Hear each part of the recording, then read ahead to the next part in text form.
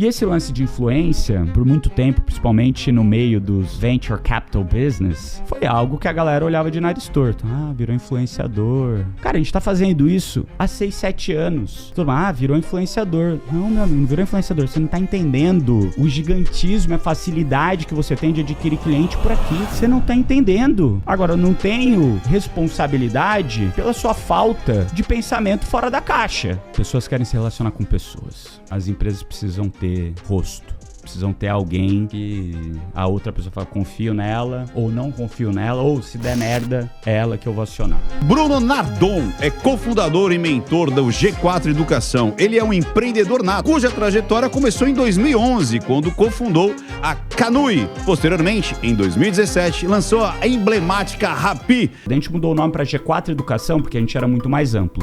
E agora a gente vai, de novo, mudar o nome da empresa daqui a pouco, só para G4. Por quê? Porque a gente entendeu que educação é um canal. É um canal para quê? Para eu trazer o dono da empresa e virar o trusted advisor dele, porque ele confia no que eu falo. É interessante que aí vocês vão fazendo quase que uma cascata de influência, né?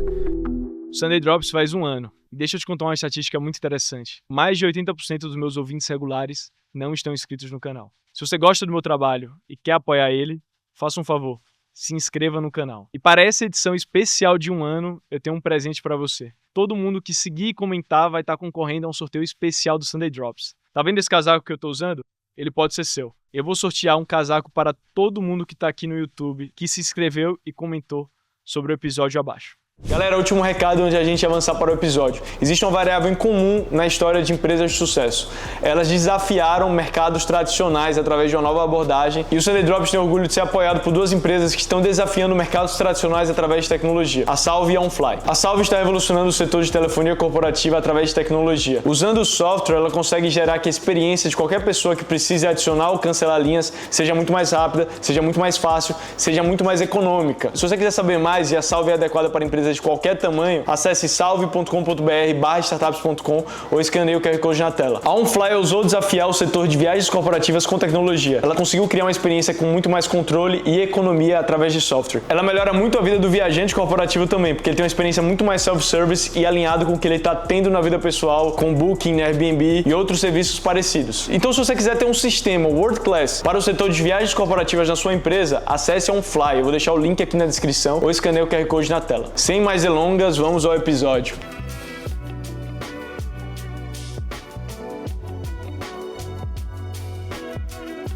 Uma honra estar aqui no Sunday Drops com Bruno Nardon. Nardon, obrigado por vir ao Sunday Drops. Obrigado eu, cara. Tava ansioso por esse convite, hein? E dizem que a gente parece irmão, tá? Olha lá, dá um corte aqui. Ele tá com mais cabelo que eu, ó. Minha testa já tá aparecendo, mas a barbinha é parecida. Irmão mais novo, lembra? Acho que é o olhinho fechado, né? Pois é. Quero ter o sucesso que você tem, velho. Já tem, meu querido. E vamos começar falando disso, assim. Se a gente fosse olhar pra sua infância, qual traço você apontaria que seria um indicador que você seria o empreendedor de sucesso que você é hoje? Cara, essa é uma pergunta boa, assim. Algumas nuances ou dicas que eu lembro, assim, quando eu penso, quando era criança, eu tinha muita facilidade em ver as coisas de uma maneira diferente do que as pessoas enxergavam. Vou te dar um exemplo. Eu sou do interior, Assis, uma cidade ali, na época tinha 80 mil habitantes. E um tio meu tinha uma chácara, né, o tio Hermes. Então a gente ia lá no sítio do tio Hermes de bicicleta. Então a gente ia de bicicleta até lá, dava, sei lá, meia hora, 1 hora de bicicleta, ia pelas estradas de terra, tinha umas descidas com as lombadas, era super divertido. Daí a gente chegava lá, mas para voltar, como ia a família inteira, os tios, primos, né, a família inteira ia lá, para voltar, a gente tipicamente não voltava de bicicleta, porque ficava 6, 7 da tarde e nossos pais não deixavam, a gente tinha, sei lá, 10, 12 anos. E a gente colocava as bikes na caçamba de uma D20 antiga. Só que na hora que você vai colocar as bicicletas na caçamba, né? Daí tava meu tio tentando colocar lá várias bicicletas. Ele colocou 1, 2, 3 e a quarta não encaixava. Eu olhei assim, e falei, ô tio, vira ao contrário a bicicleta que encaixa. Ele ficou olhando assim pra mim, né? Tipo, que ele tava, sei lá, meia hora tentando encaixar. E eu olhei e falei, vira ao contrário que encaixa. Tipo, sei lá, e virou e encaixou. Caramba, hein, moleque? Então, sabe, assim, é uma coisa boba que eu tô falando, mas é um jeito diferente de ver as coisas, um jeito diferente de olhar pro mundo e conseguir resolver problemas que talvez as outras pessoas não tenham tanta facilidade. Eu tive isso desde criança. Por quê? Não sei por quê. Mas eu nasci com isso. E foi algo inato que você nasceu já com essa característica? Que eu nasci, não sei se eu desenvolvi, se eu era curioso, se era porque eu, cara, meu pai é agricultor, então toda hora eu ajudava ele a mexer lá no trator, arrumar, colocar óleo, graxa na plantadeira. Então sempre tive muito contato com o prático. E talvez por ter contato com o prático, me interessar como as coisas funcionavam, desmontava as coisas, remontava, sobrava uns 2 parafusos, aí desmontava de novo, remontava. Sabe essas coisas que criança faz? Sim. Então sempre foi muito ligado à prática. E eu acho que isso me deu, ou nasceu comigo, ou essa curiosidade por saber como as coisas funcionam. Quando a gente joga pra frente, eu vejo que são coisas que me ajudaram na minha jornada. Então. É engraçado porque é uma característica que tem em comum em vários empreendedores, né? Que é a curiosidade no final do dia. E aqui, antes da gente entrar na trajetória profissional, onde a gente entrar nos assuntos um pouco mais sérios, como você, enquanto pai, pensa em incutir talvez o senso de curiosidade nos seus filhos, que são super pequenos ainda, mas Sim. Como é que você pensa sobre isso? Cara, essa é uma coisa que eu tava me perguntando esse fim de semana quando eu tava voltando de Nova York, né? Eu fui lá pra Nova York na semana do Brazil Week e eu comecei a pensar as coisas que eu tinha quando eu tava na infância. E como eu era do interior, era uma vida muito mais livre. E aqui em São Paulo é tudo mais fechado, por causa de perigo, exposição, o que seja, né? E eu comecei a pensar muito sobre isso. Hoje, o que eu tenho feito? Com o meu mais velho e o meu do meio tá com 4 anos, né? A mais nova tá com 1 e 8, então ainda é pequenininha. Cara, eu tenho brincado muito de Lego com eles. Então eles adoram Lego, e toda vez que eu vou para os Estados Unidos eu trago aquele Lego que tem um computador, que você consegue programar no tablet. Então eu tenho brincado muito com isso para despertar essa curiosidade neles. E cada vez mais, né, talvez diferente de eu na infância, que vivia muito mais na natureza, e daí que vem, né, o fato de eu ter começado a conversar com minha esposa, como que a gente consegue proporcionar isso pelo menos nos fins de semana, clube, coisas do gênero. Eu tenho colocado eles muito em esportes também, que eu acho que molda muito caráter, sabe? Então, os dois estão no judô, no fim de semana fazem jiu-jitsu, jogam bola pra caramba. Mas esse lance da natureza ainda tá faltando e que eu acho que vai ser algo que eu vou solucionar rápido. Legal. E para fechar esse ponto de habilidades, né, que eu acho que é quase com a sessão, qual é a habilidade que você está tentando desenvolver durante toda a sua vida? Cara, eu não sei se é uma habilidade, um sentimento ou algo maior, mas eu vejo que quando eu tenho algum propósito grande, alguma meta audaciosa, eu me dedico de cabeça para aquilo. Então, quando a gente começou a Canui lá atrás, foi um pouco disso, de querer ter uma cultura, um ambiente, um lugar onde todo mundo fosse muito orgulhoso daquele lugar para trabalhar, independente do problema que a gente estivesse resolvendo. O G4 parecido e várias outras histórias ao longo da minha vida, mas agora eu entrei nessa do Ironman, né? Começou como uma brincadeira, como uma aposta, daí depois virou outra aposta, daí eu fiz o 70.3 ano passado, fiz agora o de Brasília e me inscrevi pro Ironman, que vai ser agora dia 1º de junho, não sei quando vai pro ar. Você pode Ironman, a gente deixa o resultado nos comentários. Não sei quando vai pro ar, mas basicamente assim, sempre que eu me coloco um propósito maior, uma meta audaciosa e desafiadora, cara, eu entro de cabeça naquele tema, para entender todas as nuances do negócio e tentar ser melhor do que eu fui ontem naquilo.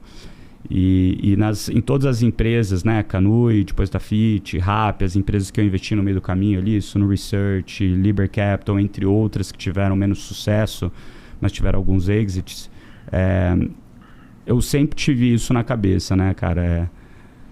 Qual que é o propósito maior disso que eu estou fazendo para me dedicar de cabeça? Eu tenho talvez hiperfoco ou muita dedicação nas coisas que eu faço. Então, se eu gosto de uma série, provavelmente eu vou madrugar. Hoje eu não consigo mais, com 3 filhos é impossível, mas na época que eu tava só eu e minha esposa, eu madrugava para acabar aquilo que eu gostava muito. Então, sou muito intenso nas coisas que eu faço. Me lembra muito, acho que uma frase que fala assim, que é como você faz uma coisa, é como você faz todas as coisas. Perfeito. Então, se você faz muito bem... E, de certa forma, isso é uma derivada também do foco, né? Sim. Então, você precisa dizer não para muita coisa. Isso faz parte da sua vida, assim, dizer não ou pensar muito o que você vai fazer? Então...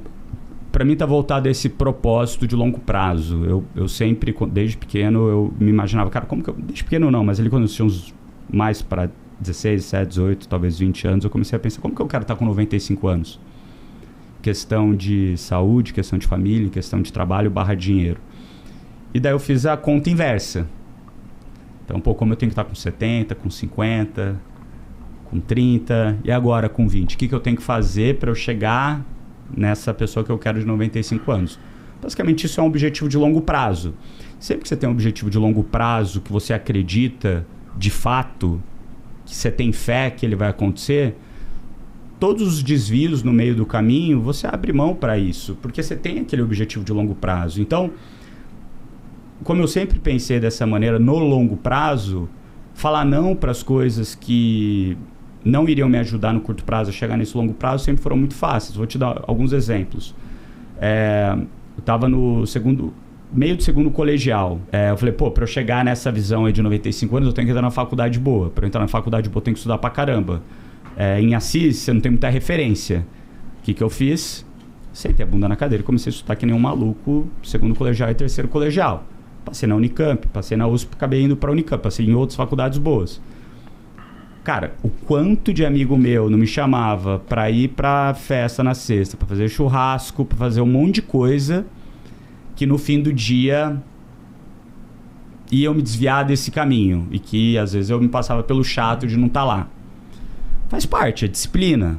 Pô, quando a gente tava montando a Canui, cara, quantas vezes os amigos aqui de São Paulo, vamos sexta na balada? Eu era solteiro ainda. Pô, vamos sábado sair? Pô, sábado eu saía, mas não tinha energia. Ficava até 2, 3 da manhã. Abria a mão de muita coisa. Então, foco pra mim é isso. É você saber discernir entre o bom e o ótimo. O que é ótimo? É isso que eu quero. E falar não pra um monte de coisa boa. Porque essa é a diferença que vai ter na vida. Eu não acredito muito em equilíbrio. Eu acredito em um constante desequilíbrio.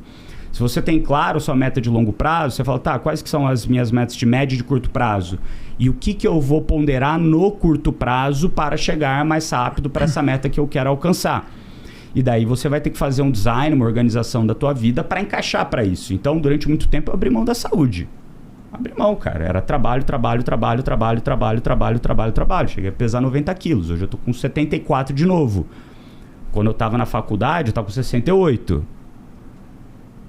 Cara, tava gordo, perdendo cabelo. Tá mais novo agora do que mais novo agora do que 5 anos atrás. Só que na época eu tava construindo o Canu e da Fit Rap, dava pra ter estilo? Não dava. Mas não dava. E indo mais a fundo sobre essa questão de pensar a longo prazo, você já tinha uma visualização na sua cabeça ou era uma meta escrita? O que era esse pensar de longo prazo e como isso vai mudando ao longo do tempo? Cara, eu tinha um norte, né? Eu acho que assim, cada vez que você progride em relação ao seu objetivo, o objetivo, conforme você vai amadurecendo, passa 1, 2, 3 anos, ele vai 15 graus para a direita, 15 graus para a esquerda, mas dificilmente você vai virar 180 graus. Tem gente que acontece um evento de quase morte, que às vezes a pessoa vira 180 graus ou vira 90 graus ali naquela meta. E, cara, uma das coisas que eu queria resolver rápido na minha vida era a parte monetária, de dinheiro. Eu falei, eu quero resolver isso rápido. Não porque isso era um objetivo, mas porque eu sabia que se eu resolvesse isso, todo o resto era muito mais fácil de resolver. Então, muitas das escolhas que eu tomei quando eu era mais novo eram de... E eu pensava o seguinte, cara, o risco-retorno e o custo de oportunidade que eu tenho hoje é muito baixo. Quando eu tinha 20 e poucos anos, eu não tinha filho. Meu custo de vida era muito baixo. Sempre fui frugal no sentido de é mais fácil economizar 1 do que ganhar 10. Porque eu venho do varejo, né? Então o varejo é isso, margem apertada. Então, como eu sempre tive essa cabeça, era muito fácil para mim tomar risco. E grande parte do dinheiro que eu ganhei dos meus 20 aos 30, eu coloquei muito em risco. E esse risco que eu coloquei, que para a época eram riscos grandes, me trouxeram retornos muito grandes. Então, com 30 e poucos anos, ali 32 talvez, a parte monetária já tinha resolvido. E quando você resolveu a parte monetária, o que trouxe? É uma paz mental? É uma clareza? É uma... Não, na verdade, você começa a se perguntar um pouco de propósito, que foi... E daí eu volto, passo para trás, igual o objetivo que eu tinha de passar na faculdade. Porque qual que era o objetivo que eu tinha de passar na faculdade? Minha família vem de classe média baixa, que ascendeu para uma classe média alta. Meu pai mandou muito bem, minha mãe mandou muito bem. Meu pai trabalhava para os outros e empreendia ao mesmo tempo, que é agricultor, então ele tinha o sítio dele de alguma forma empreender. Minha mãe era caixa do banco, atendia a galera. Eles mandaram muito bem na vida deles e ascenderam. E o que eles falaram para mim, falaram, filho, olha só, a única coisa que você tem que fazer na tua vida, dado que a gente está te dando, que a gente nunca teve, é estudar e passar numa boa faculdade. Então, por muito tempo, meu grande objetivo era passar na faculdade. E depois que eu passei na faculdade, eu falei, cheguei no topo do mundo. Cheguei no objetivo. E agora? Qual o próximo? E esse momento de qual o próximo é um momento que é de muita alta reflexão. E foi nesse momento que eu comecei a pensar, putz, e aí? Quando eu tiver 95 anos, o que eu quero ser? Para onde eu quero ir? O que eu não quero ser? Então, quando eu cheguei nesse objetivo de dinheiro, eu parei e me perguntei a mesma coisa, e aí? O que é o próximo? Só que casou bem no momento que eu tive meu primeiro filho. Foi ali mais ou menos ao mesmo tempo. Então, quando o meu primeiro filho nasceu, uma chavinha virou na minha cabeça, que eu não esperava ter tido ele tão cedo. Eu já estava com a minha esposa, a gente já estava noivo e tal, e a gente queria ter filho, dali 2, 3 anos, ele aconteceu, foi a melhor coisa que aconteceu na minha vida, só que eu estava trabalhando numa pegada 007, que eu sempre falo, meia-noite, 6 dias por semana. Eu tava na RAP, é uma loucura. E na hora que o meu filho chegou, eu falei, cara, mas se eu continuar trabalhando nessa intensidade, eu não vou ser tão presente na vida dele. E nesse momento você já tinha indicação que a sua vida financeira estava perto de ser resolvida, ou estava resolvida? Cara, já assim, dado o custo de vida que eu tinha, já estava resolvida. Porque a gente tinha vendido a Canui para a Dafit, já tinha feito uma grana boa, a Dafit tinha feito a IPO, já tinha feito uma grana boa. Cara, a Suno Research estava indo super bem, Liber Capital estava indo super bem, tinha feito bons investimentos em Bitcoin, que, tinha voado pra caramba. Então, assim, estavam tudo indo muito bem. A gente estava começando o G4 e eu estava num ponto assim, cara, meus filhos vão ficar muito bem, a próxima geração muito bem. Já estava numa situação confortável, entendeu? E aí girou a chavinha do propósito. Então, o que é que eu vou fazer na próxima etapa da minha vida? Na verdade, girou uma chave de, será que não está na hora de eu virar 15 graus para a direita ou 15 graus para a esquerda nesse meu objetivo? Porque qual o preço que eu paguei nesses últimos 10, 15 anos nessa intensidade que eu trabalhei? E na hora que eu olhei para mim mesmo, eu me encontrei ali com quase 90 quilos, com uma gastrite absurda, perdendo cabelo, com um filho pequeno. E eu falei, pô, do jeito que eu tô indo, talvez eu viva até os 70, não até os 95. Será que eu tô indo pro caminho certo? Será que eu não quero ver meus netos? Quem sabe até meus bisnetos, meus filhos acelerarem para ter filho? Então essa chave que virou não foi uma chave de propósito, mas foi um momento de novo de repensar a vida. Né? E nesse momento, o que eu procurei? Isso daí era ali 2018, 2019 mais ou menos. O que eu pensei? Eu falei, tá, o melhor jeito de eu aprender é com quem já passou por isso. E foi nesse momento que eu me inscrevi para fazer o OPM em Harvard. Falei, pô, se eu for fazer lá o OPM em Harvard, provavelmente vão ter várias pessoas, empreendedoras do mundo inteiro, self-made, muita gente de segunda geração e tal, que eu vou conseguir acessar essa galera do mundo inteiro para perguntar para eles, e aí, cara, você já ganhou alguns bilhões, o que continua te motivando? Pô, como você criou teus filhos no meio dessa jornada? E cada um tem a sua história de verdade. E dado o acesso que eu tenho aqui no Brasil, cara, eu conheci muita gente muito grande. E muita gente muito grande, eu comecei a observar. Putz, por que essa pessoa é desse jeito? Então, pô, não vou citar nomes, mas, cara, tem um cara self-made, que perdeu o pai com 4 anos de idade, teve que começar a trabalhar muito cedo, saiu da miséria. Hoje é multibilionário, cara gigante. E, cara, vai trabalhar 6h30 da manhã, volta 11 da noite pra casa. E trabalha fim de semana pra caramba. Eu acompanhei a vida dessa pessoa por algum tempo. De perto. Eu falei, cara, eu não quero ser isso. E tá tudo bem dele querer. Eu não quero.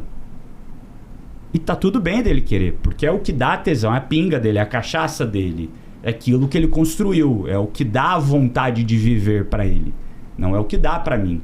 Peter Thiel tem uma frase que ele fala que toda pessoa de sucesso, toda empresa de sucesso, ela é feliz à sua maneira. Exatamente. E geralmente as infelizes são infelizes, geralmente são muito parecidas, mas a forma com que cada um é feliz é diferente, né? É diferente. Então, eu vi isso. Daí eu via outras pessoas de muito sucesso e falava, opa, isso daqui talvez seja mais para onde eu quero ir. Então, esse autoconhecimento daquilo que faz bem para você, né, da sua maneira, no fim do dia, eu acho que é o que, pelo menos para mim, né, de todos esses momentos de reflexões que eu tive ao longo da minha vida, foi entender o que faz bem para mim, independente do que o resto acha. Então eu sempre fui muito disso, cara, o que faz bem para mim, dado o meu objetivo de longo prazo, é o que eu vou fazer, é o que eu vou seguir. Se tem pessoas que querem se associar a mim no meio do caminho e respeitam isso, tá perfeito. Minha esposa é uma pessoa que respeita muito e me apoia muito, e sem ela, a gente nunca como família teria conseguido chegar onde a gente chegou, porque ela segura muita peteca pra mim, muita. Os meus sócios, o Thales e o Alfredo, e outros sócios que eu tive, sempre muito alinhados também, né, nessa busca, nessa procura, e nesse respeito de, pô, é desse jeito, é isso que faz sentido pra você, vamos embora. Então pra mim, assim, é o que faz sentido pra cada um no momento de vida que está. E pra mim o que tá fazendo sentido agora é uma vida um pouco mais equilibrada. Equilibrada, desequilibrada. O equilibrado, desequilibrado, mas é um equilibrado no sentido de a intensidade que o trabalho cobra é diferente da intensidade que o trabalho cobrava na Canui, na Dafit e na RAP. Em que sentido? Hoje a gente conseguiu estruturar a empresa para que, sim, a gente tenha que de vez em quando ainda entrar no operacional de muita coisa. Isso daqui que a gente está fazendo agora é operacional. Eu participar de uma aula, mentoria, é operacional. Eu ser host podcast é operacional. Eu de vez em quando entrar ali com o time e entrar em profundidade em alguma coisa é operacional. Mas de quem é a obrigação de bater a meta do dia a dia do time? Logicamente, se a gente não está no tracking da meta, eu vou me envolver. Mas no dia a dia, graças a Deus, hoje eu consigo, e a gente consegue como empresa, ter um time muito robusto que está ali no dia a dia perseguindo a meta, se preocupando com o curto prazo, para que eu possa pensar um pouco mais no médio e longo prazo. Agora, se o curto prazo não está batendo, de novo a gente volta para o dia a dia. Mas é um pouco mais equilibrado. Diferente de outros lugares que eu era o responsável direto pela meta. E ser o responsável direto pela meta, de novo, você tem trabalho infinito. Todo dia dá para você fazer mais. Você precisa fazer acontecer. Você precisa fazer acontecer. E como eu sou obsessivo pelas coisas, eu vou fazer acontecer. Faça chuva, faça sol, faça frio, faça calor. Eu vou fazer acontecer. Então hoje, né, como a empresa também é geradora de caixa desde o começo, a gente distribui dividendo, a gente não tem investidor de fora, a gente consegue ser dono do nosso próprio destino, a gente também consegue tomar decisões que talvez se tivesse numa empresa que não fosse lucrativa ou tivesse algum fundo investindo, seriam diferentes, entendeu? E nos últimos 5 anos foi uma montanha-russa. A G4, e aí você me corrige se o número estiver errado, saiu de 0 para 300 milhões. 317 ano passado. 317 e vai crescer mais esse ano ainda. Uhum. Qual foi o momento que você falou, isso aqui tá dando certo? Ou qual foi o momento que virou a chave de um possível projeto que começou ali mais de final de semana, de um teste, para você ver que dá para criar uma empresa que hoje começa com educação muito valiosa? Cara, foi na 5ª turma que a gente fez. Então, basicamente, o G4 ele é uma junção de várias tendências que a gente viu ao longo do tempo. Então, na Canui, a gente fazia influenciador desde influenciador, antes de influenciador chamar influenciador. Desde 2012 a gente fazia influenciador. A gente viu que educação era um negócio muito forte no mercado, que na Canui eu preciso ter estoque para crescer. Então, todo o meu lucro volta para o estoque.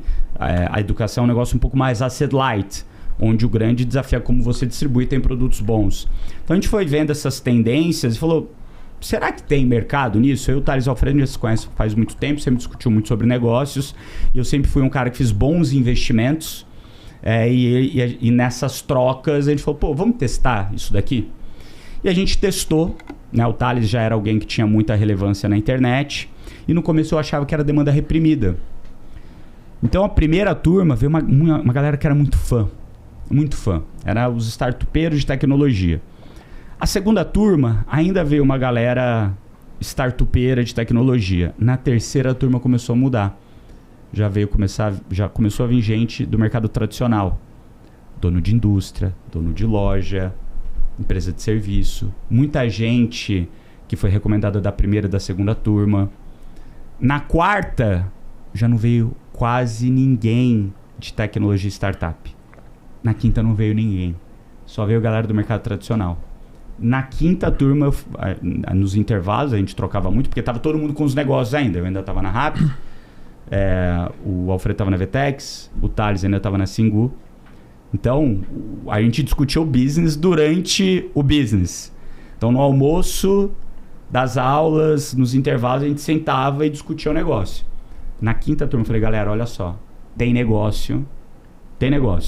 Vocês viram o tipo de gente que veio totalmente diferente da primeira, vocês já não entenderam nada do que eu falei, eu já tive que adaptar a aula inteira, já tô até mudando os slides, tirando isso daqui da aula, porque a galera não entende esse conceito, aterrissando isso para a realidade de negócio tradicional. Então a gente começou a mudar todas as aulas e adaptar para essa galera. Eu falei, essa galera é um mercado gigante, que eu comecei a estudar sobre o tema, um mercado gigante, tem mais de tantos milhões de CNPJs no Brasil, é um cara que é mal atendido, é um cara que é muito solitário, é uma pessoa que tem muito mato alto. Você tem o Founder Market Fit, que acontece no empreendedor brasileiro, que ele tem uma qualidade, uma habilidade muito forte, que encaixa no mercado, isso faz ele prosperar, e daí Darwin vem, mata um monte de gente, ele sobrevive, então ele prospera, só que ele tem muita coisa que com 2, 3 toques, ele consegue mudar de novo de patamar. Porque ele não tem esse conhecimento. Então é isso que a gente tem que focar. Dito isso, galera, vamos pegar todo o dinheiro e reinvestir na companhia, contratar mais vendedor, contratar mais gente de produto, fazer isso de fato virar um negócio. E foi. Primeiro ano a gente fez 11 milhões, segundo 23, terceiro 52, se eu não me engano.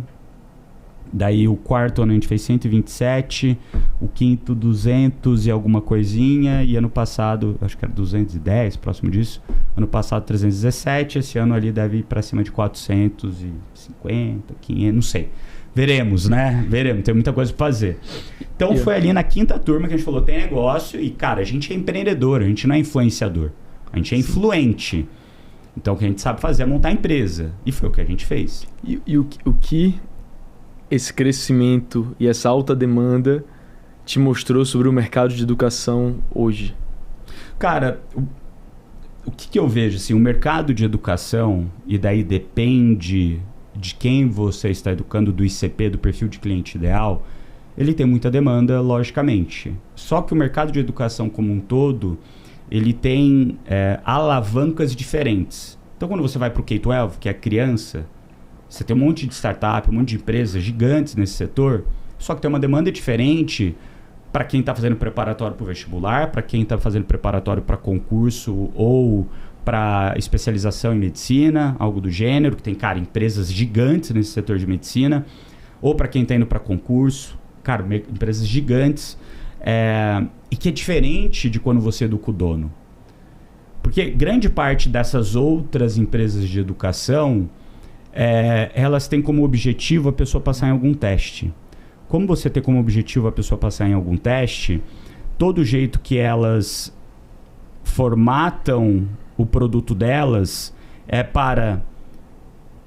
quase um backwards approach. É parte da prova. Então, o que normalmente cai na prova para esse teste? e cria todo o plano de estudo em cima disso. E a pessoa que está ali sentada estudando, se ela tiver horas de bunda na cadeira, com uma metodologia que vai te dar um menor caminho para chegar naquele objetivo, você vai conseguir passar. É questão de sentar a bunda na cadeira e estudar, igual eu fiz para passar em bons vestibulares. Cara, não tem segredo. É sentar a bunda na cadeira e estudar. Quando você vai para uma educação de adulto...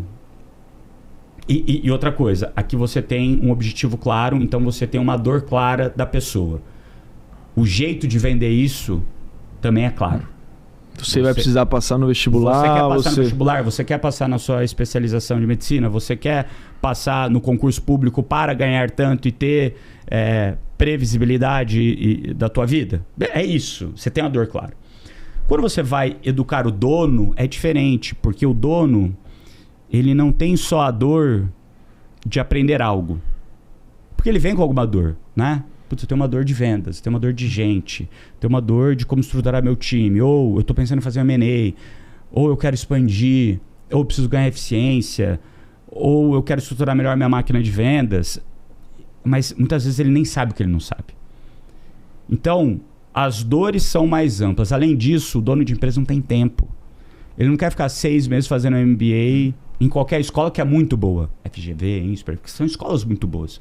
Não quer, porque quem quer fazer MBA é quem precisa de um diploma para galgar outros cargos. É o executivo que quer isso. O executivo fala, eu vou ter aqui um MBA em tal empresa, em tal escola fodona. Por quê? Porque isso vai facilitar ele a galgar posições dentro da empresa que ele está. Facilitava, né? Cada vez menos. Se você é dono, você tá nem aí pro diploma. Você quer o quê? Você quer prática aplicável, ensinada por pessoas que já passaram por aquilo que você já passou, que estão acima de você e que você admira. Ele não tem 6 meses para fazer. Ele quer fazer algo rápido. Então, algo que a gente costuma falar do G4, né, para quem já fez engenharia ou engenharia civil, quando você vai lá, tem um módulo que você aprende na engenharia civil a mexer no teodolito. Sabe o que é um teodolito? Não, é um tripé que tem uma máquina em cima que a galera, quando está construindo estrada e tal, você já deve ter visto passar em construção. Sim. Que eles vão lá, tem um laser que aponta, ele consegue fazer altimetria, mapeamento do terreno, declive, coisas do gênero. Quando você está na escola de engenharia, você vai ter um semestre, 4 meses, de aulas para aprender a usar um teodolito. E basicamente o que vai acontecer? Você vai ter, sei lá, uma aula de 1h30, 2 horas por semana, durante 16 semanas, onde todas as primeiras aulas, tirando as 2 últimas, você vai aprender a fazer na mão o negócio. Faz o cálculo, mexe não sei o que e tal. Toda a teoria por trás. Nas 2 últimas aulas, o que você vai aprender? Gente, olha só, tá aqui o teodolito de hoje em dia eletrônico. Você aperta esses 2 botões, ele faz tudo isso que eu falei. Você, caramba, brother. Você me fez perder 3 meses da minha vida, 3 meses e meio da minha vida, pra você me mostrar que eu posso apertar um botão no teodolito. Você tá maluco?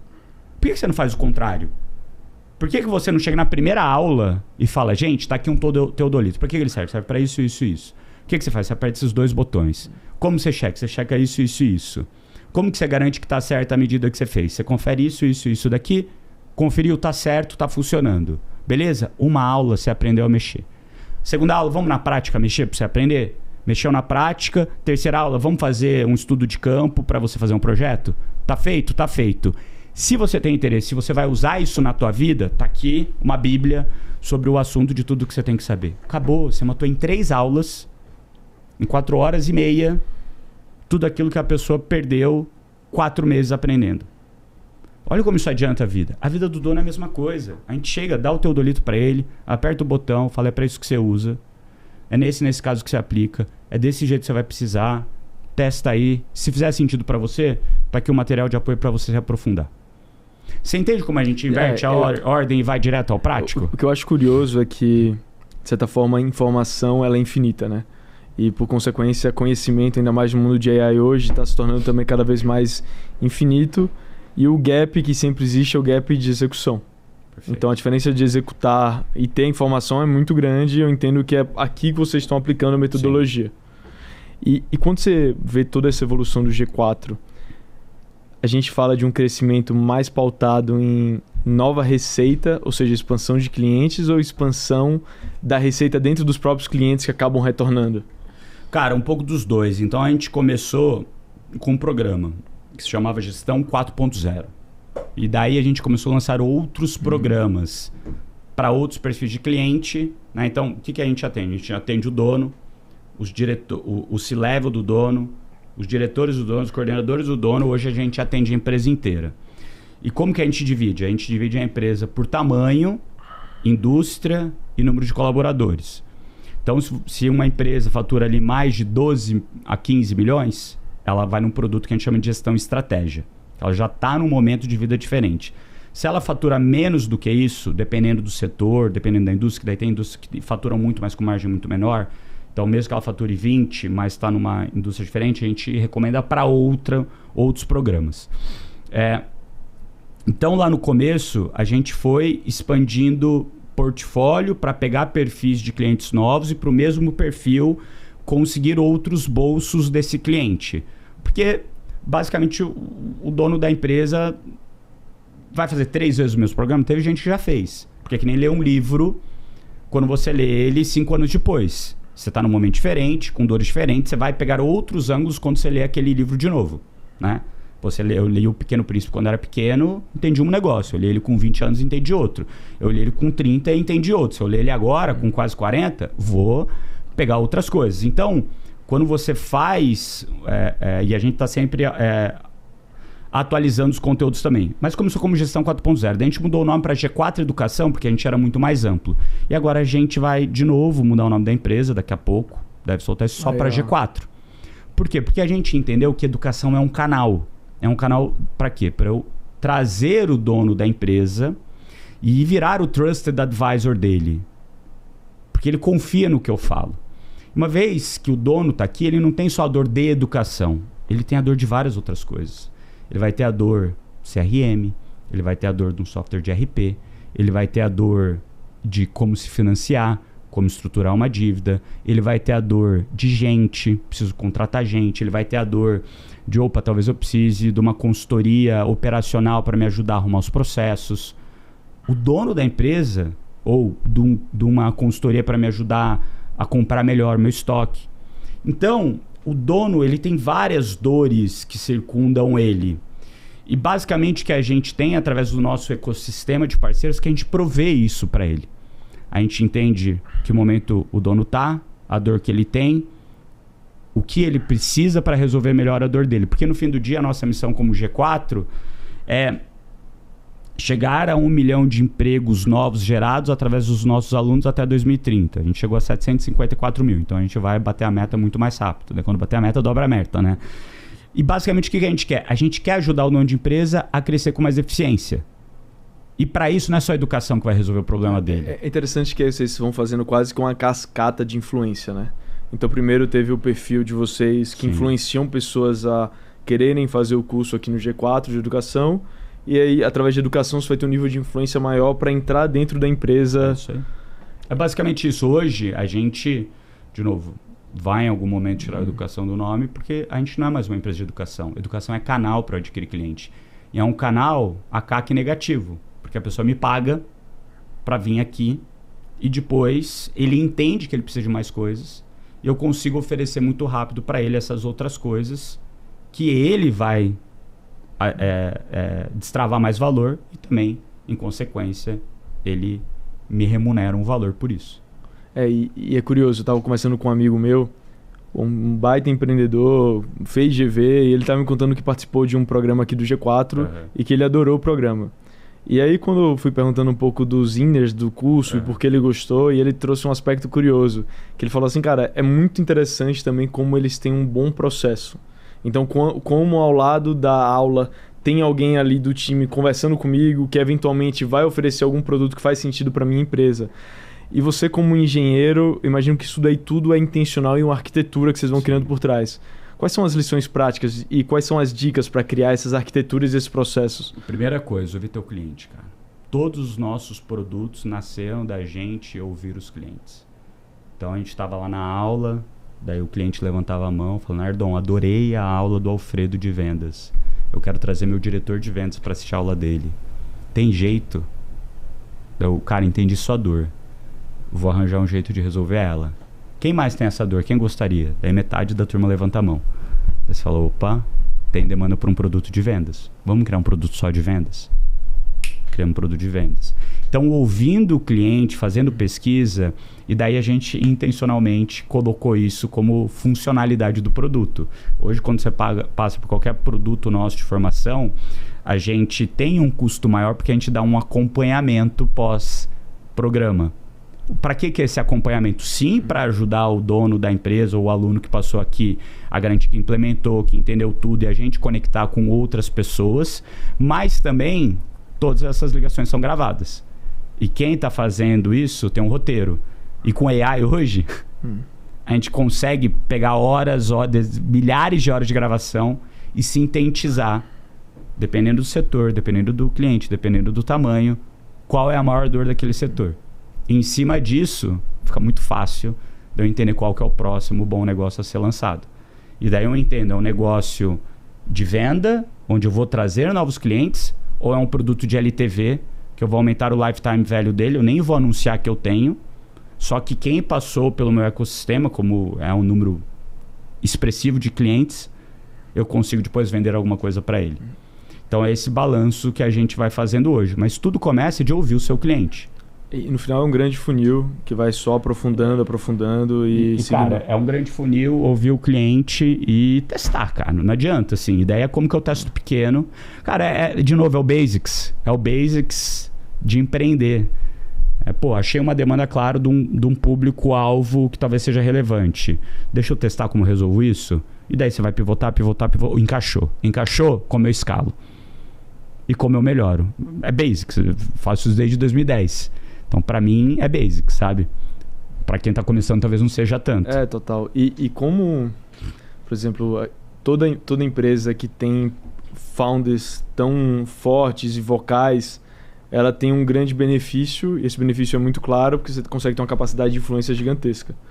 Do outro lado, também tem de certa forma, uma correlação de topo de funil, você tem uma dependência maior. Então, por exemplo, o G4 com a missão de ser o Trusted Advisor, boa parte das vezes o pessoal enxerga vocês como Trusted Advisor. Você, o Nardon, o Thales, o Alfredo.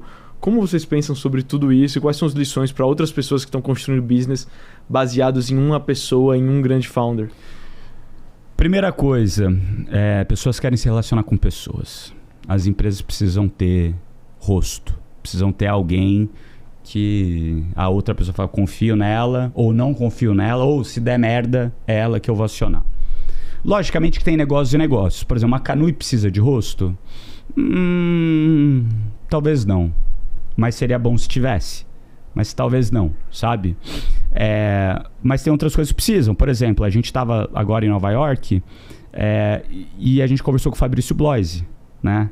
Que era o presidente CEO do iFood, fundador da Movile, e que agora virou o presidente CEO da Prozos, que é uma empresa que vale $100 bilhões, tem um caixa infinito e estão investindo em um monte de gente aí no mercado.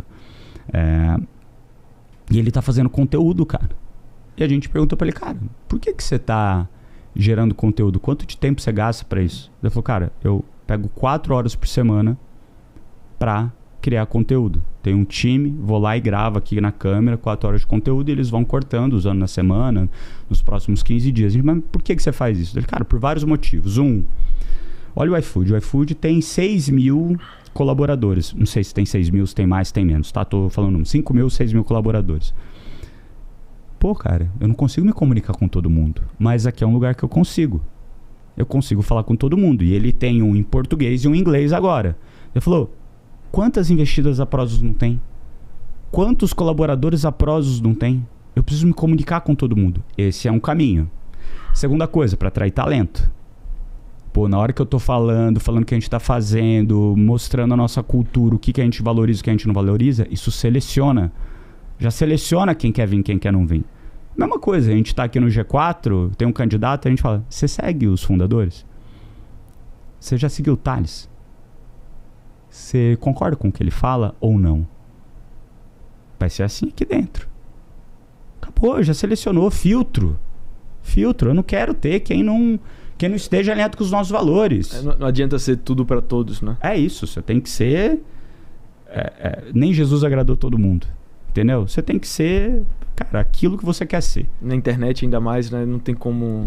Exato. Então, a gente entende que o papel, sim, do dono conseguir se comunicar com a empresa, ter esse papel de recrutamento, valores, cultura, importante. E alguns negócios, sim, vai ajudar a trazer cliente. E daí depende do seu tipo de negócio, como você usa isso de maneira estratégica. Por exemplo, você tem um negócio B2B, de grandes contas. Você fala, pô, eu fazer conteúdo talvez não faça tanto sentido. Tá errado? Se você quer um podcast, é muito mais fácil você trazer um possível cliente teu para gravar um podcast do que para uma reunião de venda. E se você for inteligente o suficiente, você vai chegar para ele e falar o quê? Meu, vamos lá gravar meu podcast tá super legal, olha os convidados que eu já entrevistei. Cara, você vai lá, conta um pouco da tua história, o que você tem feito. Cara, todo mundo gosta de contar história. Daí o que acontece? Você traz para essa uma hora, você é interessante para a pessoa, você gera valor para a pessoa e fala, vamos almoçar agora depois? Continua trocando ideia e, by the way, você tem esse problema na tua empresa e aquele lá, isso daqui... Pô, sabia que aqui na nossa empresa a gente tem a solução para o seu negócio? Você não vendeu. Você foi interessante, você não foi interesseiro. Então, muitas empresas que trabalham com vendas B2B para poucas contas, fazer um podcast faz todo sentido. E é para ser um podcast que vai estourar, ter milhões de views, dezenas de milhares. Não. Se tiver 300, 500 views, tá bom. Agora, dependendo do jeito que você mostra isso, facilita muito você trazer cliente. Então, o que eu vejo é que de novo, a minha vida, ela sempre foi encontrar assimetrias. Já vou encaixar aqui com outra, né? Foi encontrar assimetrias. Na Canui, a gente encontrou muita assimetria de distribuição. Né? Então todo mundo fala, pô, Nardon manja muito de growth, de crescimento coeficiente. Manjo, por quê? Porque eu sempre encontro uma assimetria no mercado. O que é uma assimetria? É algo que ninguém está fazendo, que vai dar muito ROI, só que talvez as pessoas não acreditem naquele momento. Cara, a gente patrocinou o Whindersson Nunes com R$300. R$300. Teve uma época na Canui que mais da metade do nosso orçamento de marketing era para influenciador no YouTube. Isso gerava um ROI infinito. A gente, cara, tinha trending topic no YouTube falando que a Canui comprou o YouTube. Era bizarro. E era muito barato, porque ninguém fazia. E porque nenhuma marca tinha coragem de deixar o criador falar do jeito dela. Então, quando você ia para uma Dafit, que era um concorrente nosso antes deles comprarem a gente, para uma Netshoes, eles não queriam que o Galo Frito, que era um canal, ou o Monark, ou quem seja, tinha um monte de gente lá que tinha os canais, falassem do jeito dele, todo zoado, tudo bagunçado, sobre o tema. Mas é isso que conversa com a audiência dele. Se a audiência dele é a minha audiência, mesmo perfil de cliente, deixa ele fazer do jeito que ele quer. E vamos embora. Então, a gente sempre achou muitas assimetrias. E esse lance de influência, por muito tempo, principalmente no meio dos venture capital business, foi algo que a galera olhava de nariz torto. Ah, virou influenciador.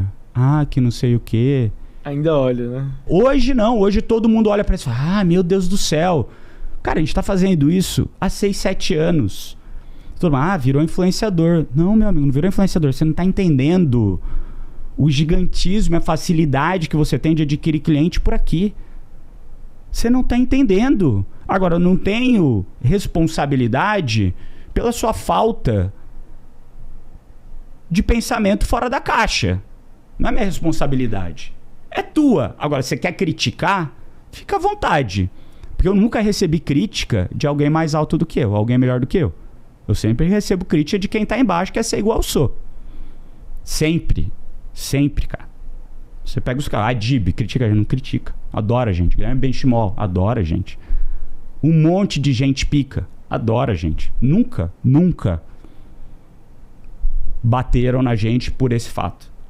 Então, assim, a galera que começou a entender isso agora vem atrás. Pô, e aí, que vocês estão... Mas por muito tempo foi criticado. Ah, o influenciadorzinho. Ah, o vendedor de curso. Ah, não sei o quê. Tá bom, beleza. Vai lá construir uma empresa que cresce do tamanho que a gente cresce, que gera caixa, que distribui dividendo e que vai ser muito maior no longo prazo, entendeu? Então, assim, é fácil a galera bater porque não entende. É fácil a galera bater porque acha que a pessoa, né, é polêmica. Eu tenho um mantra, assim, quando alguém me chama de influenciador, eu agradeço. Amém. Porque eu falo assim, pô, obrigado. Ainda não tá claro. As pessoas ainda não se tocaram. Então toda vez que ainda tem esse discurso, eu fico feliz, assim, que eu falo, pô, quer dizer que as pessoas ainda não entenderam o jogo. Porque vai ter um momento que todo mundo vai entender. E aí a arbitragem diminui. Se esvai. Não sei se esvai, mas assim, vai... A arbitragem já tem diminuído. Por exemplo, 2016, 2017 era muito fácil ganhar seguidor, porque não tinha tanta gente fazendo. Hoje, se você fala muito bem, você precisa ter um edge, você precisa ter... A barra subiu muito. A barra subiu muito, todo mundo quer fazer. Agora... O que precisa ter é autenticidade, algo diferente no nicho. Então, hoje, se bobear, é até mais fácil crescer se você tem autenticidade e um diferencial naquele nicho. Vou te dar um exemplo. Raquel Castanharo, minha fisioterapeuta. Ela... Deve estar trabalhando muito nesse ciclo do Iron. Ela tá. Ela é uma pessoa que fala muito sobre corrida, sobre lesões, e ela fala com muita base em estudos científicos. Então ela tem acesso, dado que ela fez USP, a menina é um canhão, inteligente pra caramba. Ela é de Assis também. Eu vi um podcast dela já, com Wesley, muito bom. Ela é muito boa. Então ela vai naquilo que ela estudou. E pelo fato dela usar isso, mostrar referência científica, ela conseguiu se destacar no meio de um monte de gente que falava, faz isso, faz aquilo. Só que não mostrava uma evidência de que aquilo de fato funcionava. Então ela acaba às vezes sendo polêmica, porque ela fala, cara, isso daqui não foi provado cientificamente em estudos que funciona ou não funciona. O que foi é isso, isso e isso. E daí ela testa nos pacientes dela e funciona. Por quê? Porque ela trabalhou num laboratório de estudo científico da USP fazendo isso. Então ela conseguiu se diferenciar nesse mercado. Hoje ela tem, sei lá, 500 mil seguidores e os produtos dela online de educação são muito maiores do que a prática da clínica dela. Então você vê, né, como mudou o pêndulo. Agora, o que eu quero dizer com isso? Que para você ganhar relevância na internet hoje, existem várias maneiras, mas a maneira mais simples e mais fácil é você ser, de fato, um expert naquele tema, de você se comunicar bem para aquele público e você fazer isso com consistência. Por exemplo, a Raquel, ela não deu uma porradona de crescimento. Ela cresce de maneira consistente, mas sempre cresce, está com quase 500 mil seguidores. E isso dá trabalho, cara. Criar conteúdo, isso daqui que a gente está fazendo. Pô, nem me fala. É 1h30 do nosso dia que tomou, mas é juros compostos. Que no longo prazo, isso vai dar efeito. Só que você tem que ter consistência. Então, mas você até menciona em alguns outros podcasts que você demorou, né? Você era uma pessoa que era um pouco mais fechada, você não era a pessoa que tava... Que buscava diferente dos seus sócios, assim. E de fora parece que virou uma chave ao longo do tempo e você passou a investir nisso. Quais são as lições dessa jornada de alguém que não se imaginava, e do melhor uso da palavra, virar um criador de conteúdo para ter virado ele? Quais são os do's and don'ts, assim? Antes de falar dos do's and don'ts, eu vou falar o porquê eu nunca me interessei. Porque graças a Deus eu tenho uma Xuxa e um Faustão do meu lado. O Thales é a Xuxa, o Alfredo é o Faustão. Os dois são comunicadores natos. Eles nasceram com isso. E eu acredito muito que é difícil você virar uma Xuxa ou um Faustão. É difícil. Ou você nasce com, ou você tem que se esforçar muito para chegar lá. E eu prefiro muito mais me esforçar naquilo que eu sou muito bom. Naquilo que eu sou muito ruim, eu quero virar médio. Pelo menos para saber fazer as perguntas certas para as pessoas certas, que é o que eu sempre fiz na minha vida. Eu não quero ser o melhor do mundo naquilo. Então, eu sempre tive muita vergonha, sempre tive umas crenças limitantes de falar, puta, mas eu preciso ser perfeccionista naquilo que eu vou falar. Pô, se eu não falar precisamente aquilo, pode ser mal entendido. Eu não quero entrar eu não gosto de polêmica. Não é meu estilo. E, cara, e na internet o que mais tem é hate. Que não te conhece, que vê um vídeo solto e vem bater em você como se não houvesse amanhã. E aconteceu um episódio, quando eu tava na RAP, que eu dei uma entrevista de um evento que eu fui convidado, e teve um cara que é influente na internet, que já trabalhou no Porta dos Fundos e tem um programa dele no YouTube, em um canal grande, que durante o Covid ele criticou muito os aplicativos de entrega. Muito. Não entendia ele que os aplicativos de entrega foi o que manteve o sustento de muitas famílias que estavam fechadas e a galera pelo menos ia entregar e ganhava dinheiro para sustentar a família. E vice-versa, né? Tinha a galera que conseguia receber comida também. Então ele pegou muitos cortes do iFood, pegou muitos cortes meus e tirou de contexto. E criou toda uma narrativa woke para provar o ponto dele, que é o que todo mundo woke faz. Pega as coisas fora de contexto e bate no tema. Cara, aquilo foi uma dor de cabeça gigantesca para mim. Gigantesca. Então, desde então, né, e tava no começo do G4. Tava ali com 1, 2 anos e eu não tinha essa cara aberta, sabe? Então isso, de novo, dependendo de quem a pessoa não quer ter essa exposição. Porque a exposição tem o pró e tem o contra. Eu já vou falar dos do's and don'ts, tá? Tem o pró e tem o contra. Tem o pró, que ajuda o teu negócio, você fica mais reconhecido, você vira autoridade naquele tema, você influencia muita gente positivamente se você está fazendo um bom trabalho, e negativamente também, dependendo daquilo que você fala. Cara, o tanto de gente que não me manda mensagem, não só falando das coisas que eu ensino ali gratuitamente no canal do YouTube, ou no meu próprio Instagram, ou nos podcasts. Cara, eu peguei aquilo que você falou e apliquei e deu certo na minha empresa. Cara, direto no meu DM, galera agradecendo. Mas, pô, essa minha rotina agora de treinos pro Ironman, pô, a galera falou, eu tava gordo, tava acima do peso, tava muito mal, tava bebendo pra caramba, parei, comecei a treinar pro influência tua. Caramba, cara. Olha que porrada, olha que porrada, entendeu? Então, as pessoas não têm noção da capacidade que elas têm de impacto. E para mim isso é um impacto positivo, que antigamente eu era um pouco mais egoísta no sentido de, cara, eu não quero mostrar minha vida, que eu quero ficar reservado porque eu tenho um pouco medo também de segurança. A gente vive no Brasil, você ficar mostrando muito, também atrai inveja. De novo, depende do jeito que você está mostrando.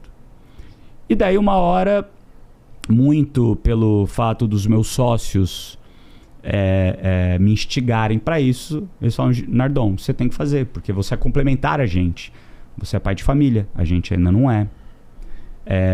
Você fala sobre temas diferentes do nosso, você é mais frugal, no sentido de não ficar mostrando carrão, casão, avião. Não faço isso, porque não é meu estilo. Então esse é um perfil que traz outro tipo de cliente. Você é mais analítico. Exato. Então, se expressa de uma forma mais analítica. Traz outro tipo de cliente. Agora, os lugares que eu tenho mais poder, que é mais lugar de potência, os lugares que são conteúdos mais longos, que nem esse, que eu consigo discorrer sobre o tema. O Instagram, o algoritmo do Instagram é diferente. Você tem que jogar o jogo da plataforma. Então agora vamos para os do's and don'ts. Instagram é conteúdo direto, que no começo você tem que ter aquela isca, aquele gatilho, aquele hook para a pessoa parar e te assistir. Tem que ser dinâmico e tem que ser direto ao ponto.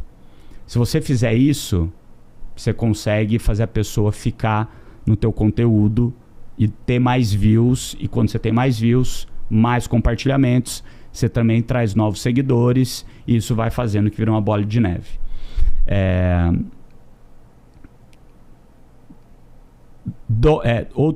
Seja autêntico. Não dá pra você vestir um personagem pro resto da vida. Não dá. Se você não for autêntico, não vai sobreviver. E daí o autêntico é isso. Cada um tem sua autenticidade.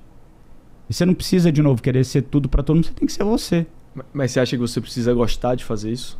Eu acho que dá pra aprender. Eu não gosto. Pra mim sempre é um desafio. Cada vez mais ficou natural. Mas levantar aqui o celular e fazer um Reels não é algo que está na minha cabeça. Ou fazer um Stories não é algo que está na minha cabeça. Eu não estou toda hora pensando nisso. E quando você está toda hora pensando nisso, se não é natural igual pro Thales e pro Alfredo, isso pode acabar impactando o teu dia a dia de trabalho. Porque você... Eu sou meio mono, eu não sou estéreo. Sabe o que quer dizer? Mono no sentido de eu consigo fazer uma coisa por vez.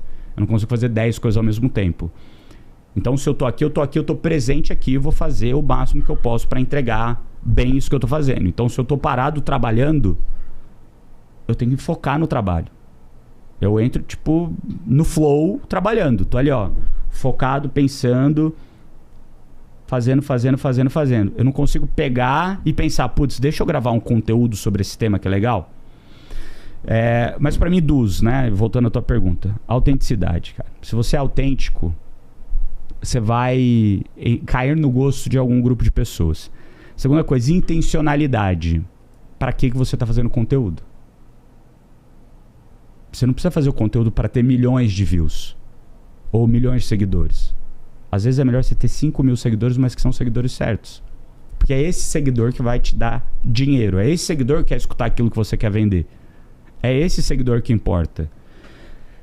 Logicamente, você tem que ser intencional, depende do seu objetivo. Por exemplo, influenciadores, a maioria dos caras que são influenciadores, eles querem ter um número maior de seguidores. Por quê? Porque daí na hora que ele vai bater numa marca, logicamente, você tem cara que tem 5 milhões de seguidores, só que na hora que ele tenta vender algo, não vende nada. Mas tem gente que tem ali 1, 2 milhões, que ele quer vender alguma coisa e ele vende. Por quê? Porque ele trouxe o público certo. Então, número, você tem que olhar para o número certo. Não é sobre seguidores, é sobre a qualidade do seguidor. Cara, eu acho que outro do consistência. Outro do vai demorar tempo para você ter resultado. Você, por exemplo, quando eu fui viver e fazer conteúdo como um prime job para mim, fui me desenvolver. Então, fui fazer fonoaudióloga, fui fazer outras coisas. E eu sinto que você tá falando muito bem, você evoluiu muito, tá contando muita história. Teve algo mais intencional por detrás dos bastidores? Eu comecei a prestar mais atenção e tentar pensar num algoritmo daqueles vídeos e daquelas pessoas que eu sigo porque eu sigo elas. Então, não teve nada intencional. Não intencional, mas eu não fui atrás de um curso de oratória, por exemplo. A gente tem ele em casa, então eu fiz ele aqui em casa. Só que eu ainda vejo que eu tenho maneirismos na minha linguagem quando eu reassisto alguns cortes, que eu falo, putz, eu preciso melhorar isso. Então, por exemplo, cara, eu já falei cara aqui umas 10 vezes. Então eu tenho que tirar isso do meu vocabulário. Só que já é algo que é intrínseco pra mim. Então toda vez que eu falo, eu tento me policiar, e conforme você vai se policiando, em algum momento você consegue tirar aquele vício de linguagem da sua comunicação. Agora, pra mim, é a prática. Quanto mais você pratica, melhor você fica. É a prática e esse ciclo de feedback.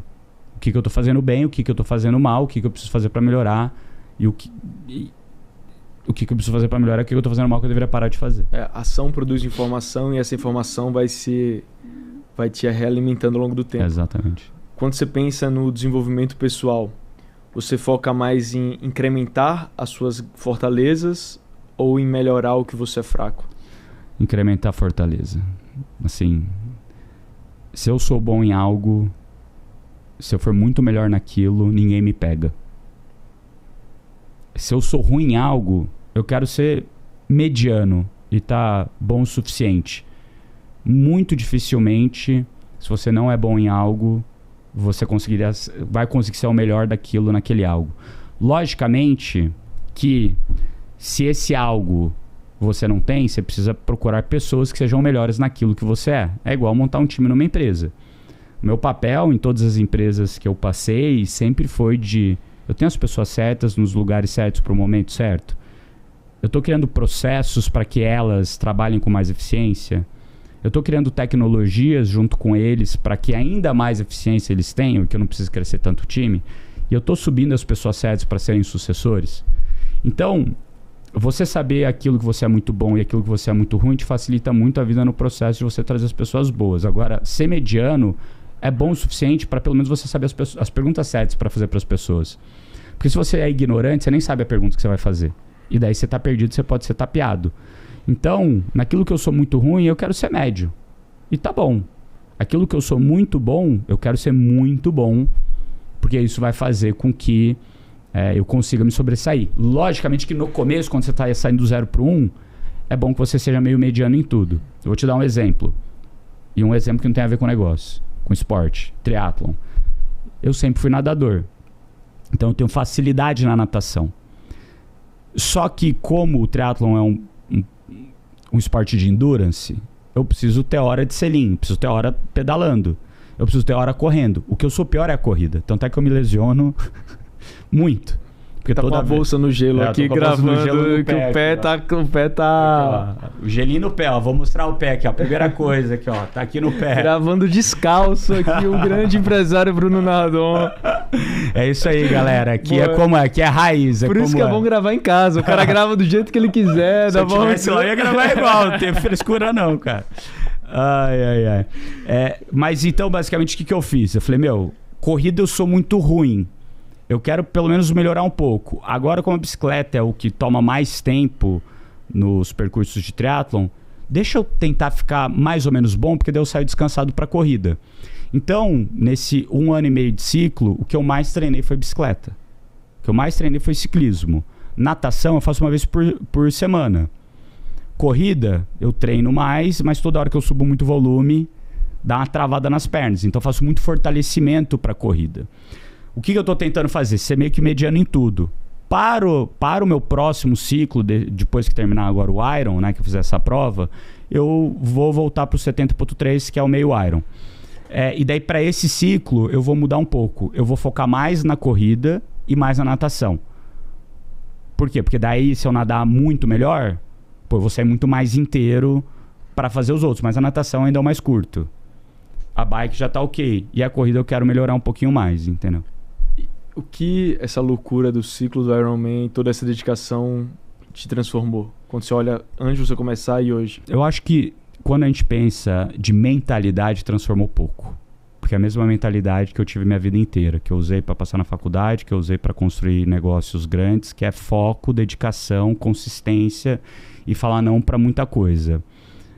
O que ele me mostrou agora é que o corpo do ser humano é capaz de fazer muito mais do que a gente imagina que seja. Mas a mesma coisa que eu usei em toda a minha vida. Coloca uma meta ousada, não impossível. Mas ousado o suficiente porque as pessoas vão precisar correr atrás de fazer aquilo. Por exemplo, quando eu falei vou fazer um meio Ironman, é um negócio que parecia tão longo. Nadar 1.900, pedalar 90 e correr uma meia maratona, você tá maluco. Se você não treinar pra fazer, você não termina. Não dá pra você fazer isso brincando. Agora, se eu tivesse me inscrito para um olímpico, eu não ia treinar o tanto que eu treinei. Não ia treinar. Por quê? Porque, é 1.500 nadando. Eu nado isso daí assim. Não preciso nem treinar que eu vou lá e faço. É 40 de bike. Foda-se. É 10 correndo. Termino. E termino bem. Se eu vou terminar com um bom tempo é outra história, mas eu termino. Agora, o 70.3 para você terminar vivo, bem, é difícil. Um Iron full, que é o dobro disso, é 3.800, 180 de bike e uma maratona, pra mim, que vem de ter ficado tanto tempo sem fazer esporte, precisa treinar. Então, não é algo que eu aprendi no Iron, mas é algo que, de novo, reafirma essas verdades que eu já tinha como empreendedor, que é coloca uma meta difícil o suficiente, mas atingível. Porque isso vai fazer o time inteiro correr que nem maluco para ela. Consistência. Tem que treinar.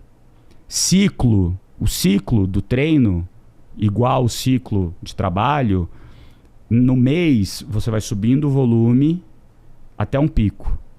E daí depois você desce o volume acima do antigo e sobe de novo. Quer dizer o que é isso? Não adianta você ficar numa intensidade 007 durante um ano. Você vai burnoutar, você vai morrer. Não adianta. Você vai passar do teu limite de pressão. Então, o que você tem que fazer? Vai subindo a pressão. Chegou num pico de pressão? Calma, alivia. Faz outro pico de pressão mais alto, alivia. E vai fazendo isso. Então isso, de novo, é uma maneira fácil de eu contar o que eu já fazia no trabalho. Eu não ficava esfolando a galera toda hora. Precisa esfolar agora, galera, essa semana a gente vai ter que trabalhar pra caramba. Tem que virar à noite, às vezes até dormir no escritório. Mas fique tranquilo que semana que vem vocês vão ter 2 dias aí que nem precisa vir trabalhar. Ou não precisa vir numa manhã, a gente recompensa de outro jeito. Beleza. Outra coisa, ter bons mentores. Cara, é muito legal ser novato em algo. É muito legal.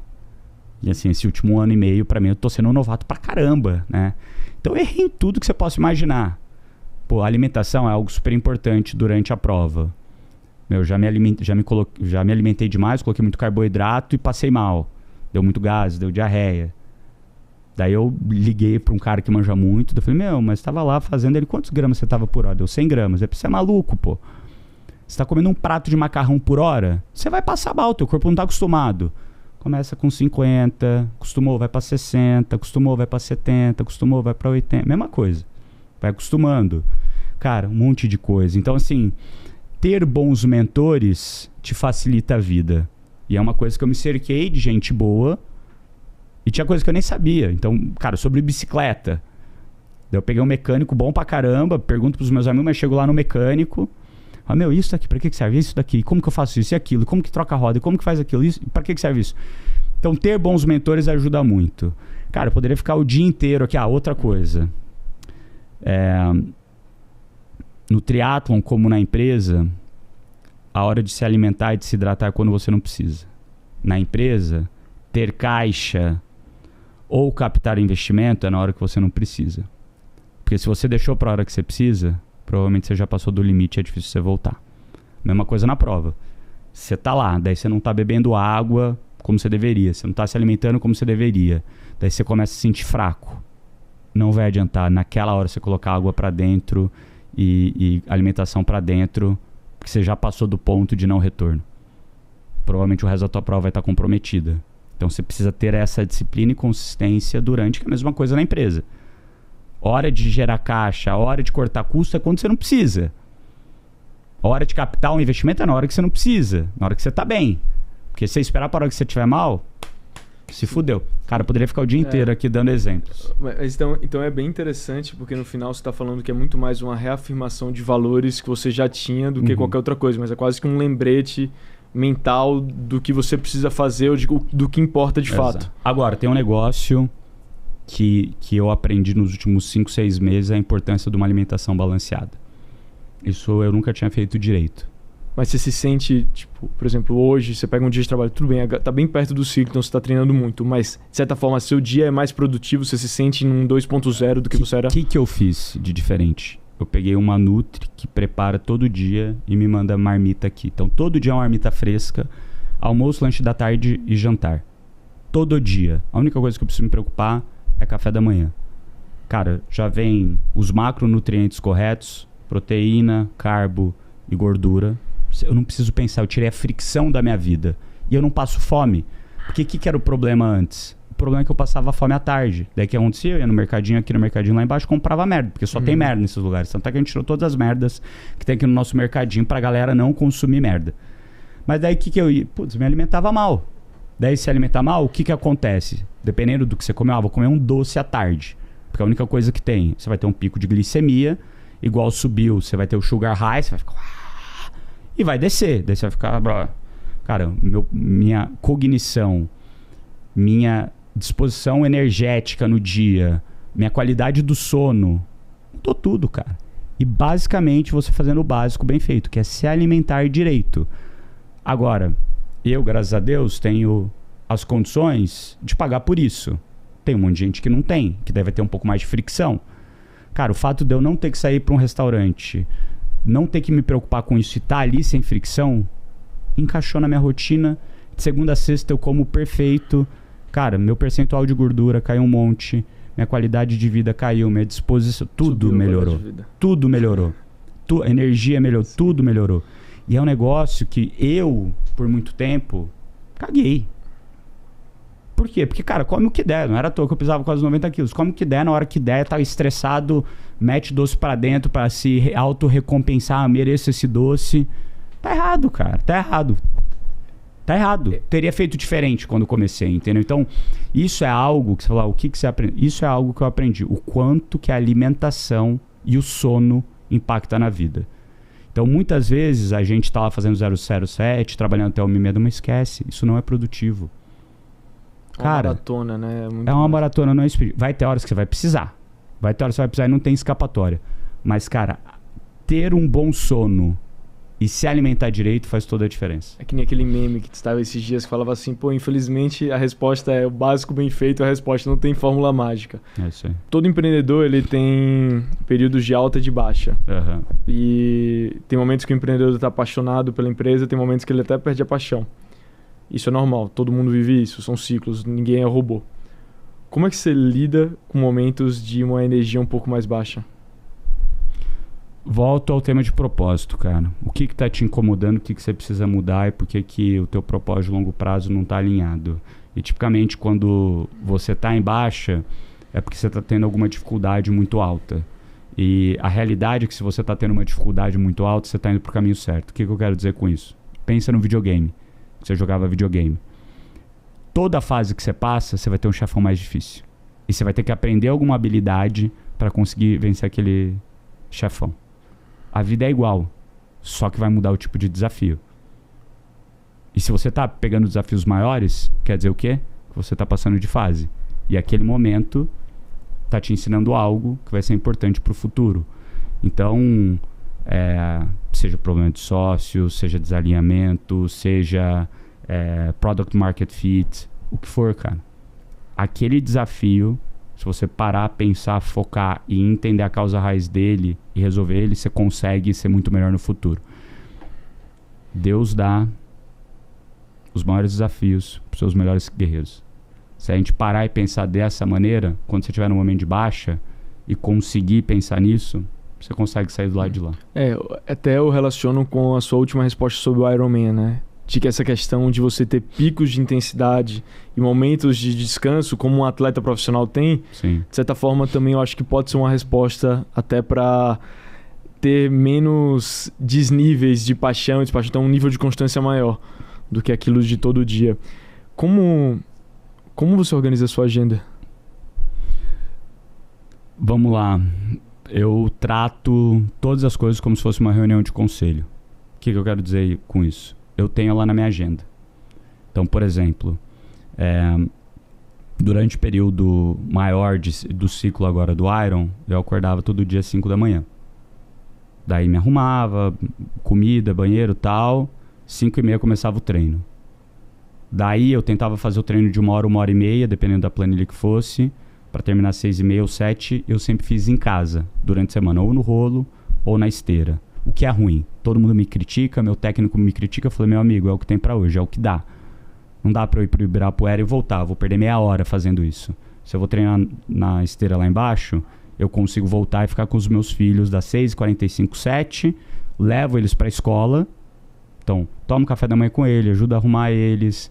Fico com eles com meia hora, 45 minutos ali, conversando, brincando, fazendo o que for. E levo eles pra escola. Segunda, quarta, quinta...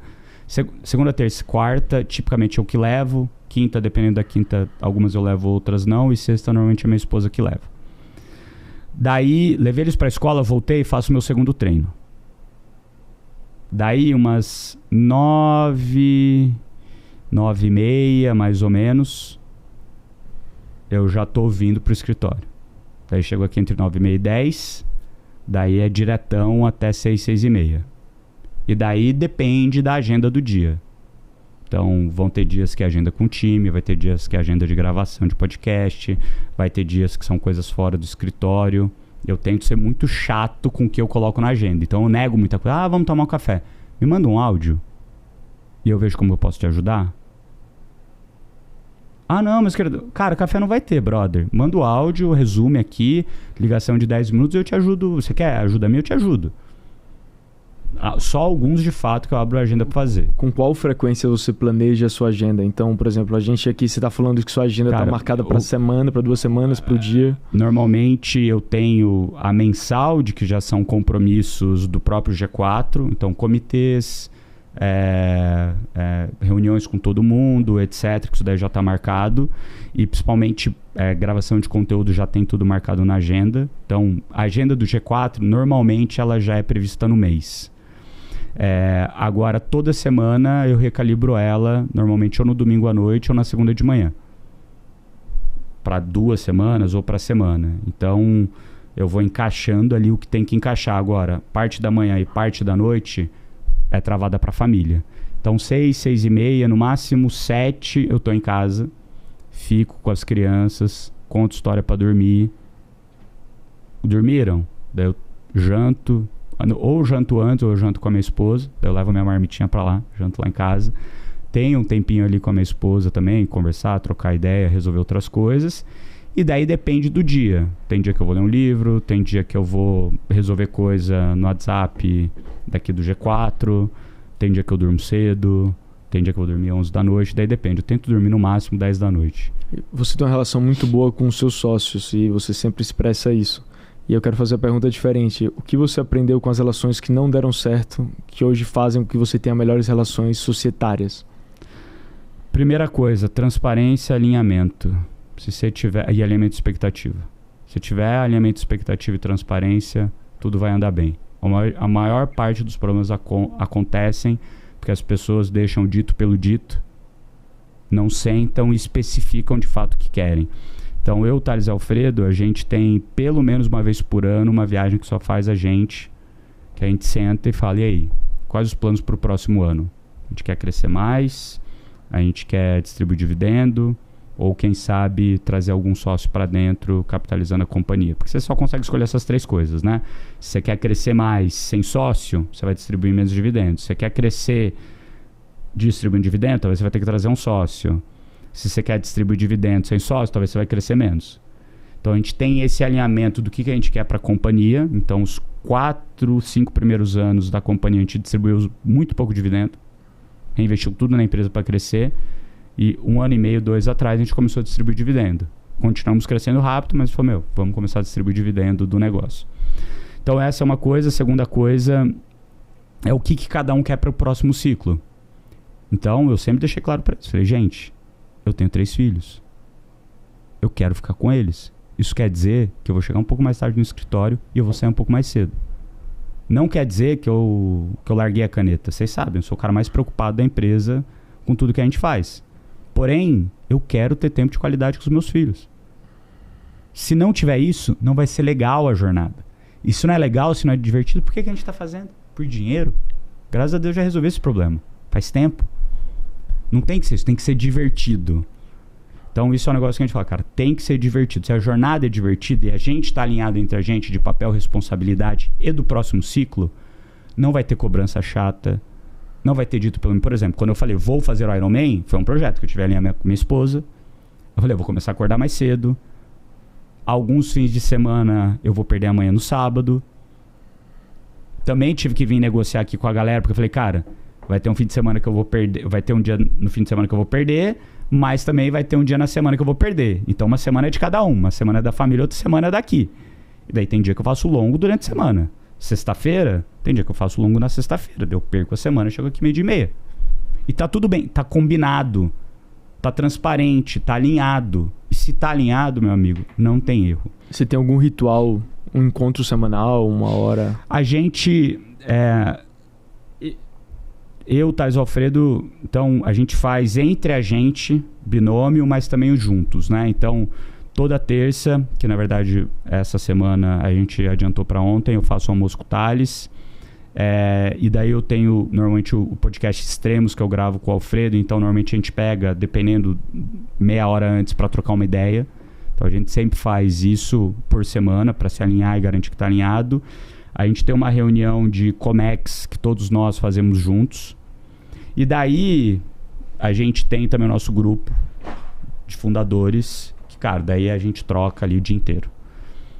E daí normalmente, pelo menos uma vez por semestre, a gente tenta sair junto, fazer tipo um outing. Então foi Nova York agora que a gente foi, daí a gente vai fazer uma semana no kite juntos, que a gente senta para conversar, trocar ideia, ter um momento mais profundo, seja para relações de amizade, que a gente é muito brother um do outro, seja também para discutir estratégia de coisas que a gente não fala já no dia a dia, entendeu?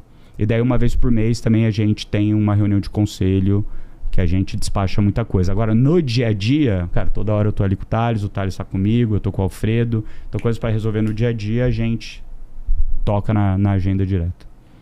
Um dos pontos que mais fica na cabeça do empresário é a competição.